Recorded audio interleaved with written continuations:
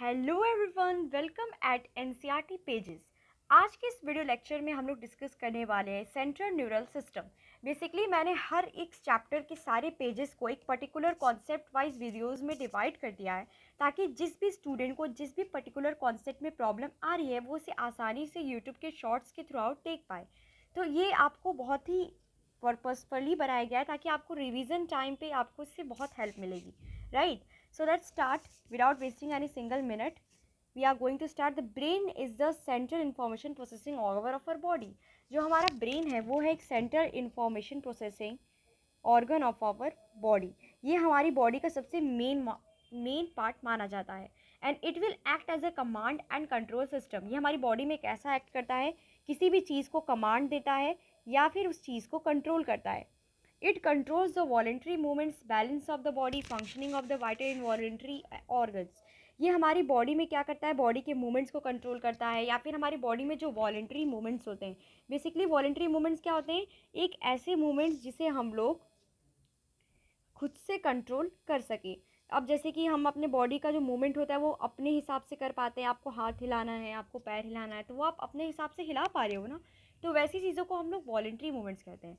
तो ये वो कंट्रोल करने में हमारी हेल्प करता है. साथ ही साथ कुछ इनवॉलेंट्री मूवमेंट्स भी हमारे बॉडी में होते हैं, जैसे कि लंग्स, हार्ट, किडनी, इन सब के मूवमेंट्स को भी कंट्रोल करने में हेल्प करता है. इनवॉलेंट्री मूवमेंट्स जैसे कि हमारे बॉडी में कुछ ऐसे मूवमेंट्स भी होते हैं जिसमें हम चीज़ों को कंट्रोल नहीं कर पाते, जैसे कि वो हमारे लंग्स हो गए, हार्ट हो गए, किडनी हो गए, या फिर ये सारी चीज़ें अपने से काम करती हैं. ऐसा तो है नहीं कि हम लोग लंग्स को अपना काम करने को बोलते हैं या फिर हम लोग हार्ट से पंपिंग कराते हैं. ऐसा कुछ नहीं होता. ये सब कुछ अपने आप हो रहा होता है. तो इसे हम लोग इनवॉलेंट्री ऑर्गन्स में स्पेसिफाई कर देंगे. इसका काम होता है थर्मो रेगुलेशन का, मतलब टेम्परेचर, हमारी बॉडी में टेम्परेचर कंट्रोल करता है. Hunger, thirst, circadian 24 hour rhythms in our body, हमारी बॉडी में जो 24 आवर रिदम साइकिल्स होती है उन्हें भी हमारा ब्रेन कंट्रोल करता है. And activities of the several endocrine glands. So what is endocrine glands? Endocrine glands क्या होते हैं? They are the ductless gland actually. तो जो डक्टलेस ग्लैंड हमारी बॉडी में प्रेजेंट होते हैं उन्हें हम लोग कहते हैं एंडोक्राइन ग्लैंड, राइट? ये उसे भी कंट्रोल करता है और साथ ही साथ हमारे बिहेवियर को भी कंट्रोल करता है. It is also control our behaviours. हम किसी के प्रति किस तरीके से व्यवहार करें ये उसे भी कंट्रोल करता है. It is also a site for processing of vision. हमारी बॉडी में जो चीज़ हम देख पा रहे हैं, हम लोग रिस्पॉन्स कर पा रहे हैं, ये इसे भी कंट्रोल करता है. Speech, memory, intelligency, emotion, thoughts, ये सारी चीज़ों को कंट्रोल करता है.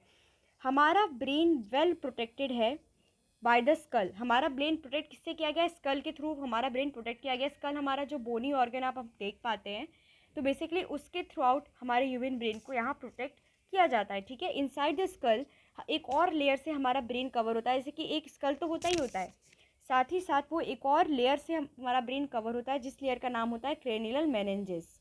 ठीक है. और इसे भी हम लोग 3 पार्ट में डिवाइड कर देते हैं. ठीक है. वो 3 पार्ट है हमारे ड्यूरा मैटर, आर्कोनॉइड एंड पाया मैटर. सो बेसिकली इसे याद करने की एक ट्रिक है. अगर आप चाहो तो आप इस तरह से इसको भी याद कर सकते हो, इन 3 लेयर्स को, like I am writing here. So आप इसे डैप करके भी याद कर सकते हो या फिर पैड करके भी याद कर सकते हो. ये एक मिनोमिक बन जाएगा, आपको याद करने की एक ट्रिक बन जाएगी, जिसमें डैप, डी का मतलब हो जाता है ड्यूरा मैटर,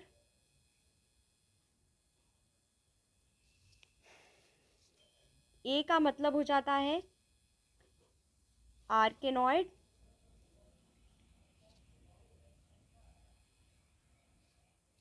और पी का मतलब हो जाता है पाया मैटर.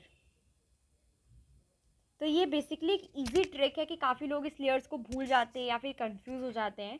तो इस तरीके से आप इन्हें याद कर सकते हो. और ये ड्यूरा मैटर जो होता है ये हमारा सबसे आउटर होता है, सबसे बाहर की ओर प्रेजेंट होता है ये. फिर आर्कनॉइड की बात करें तो this is a middle layer, ये एक मिडल लेयर है.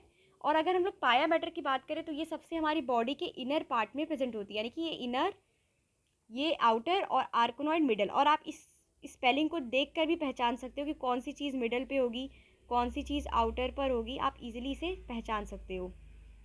जैसे कि यहाँ डैप, डैप पहले आ रहा है तो ये आउटर होगा, उसके बाद ए से मिडल होगा और पी से इनर होगा.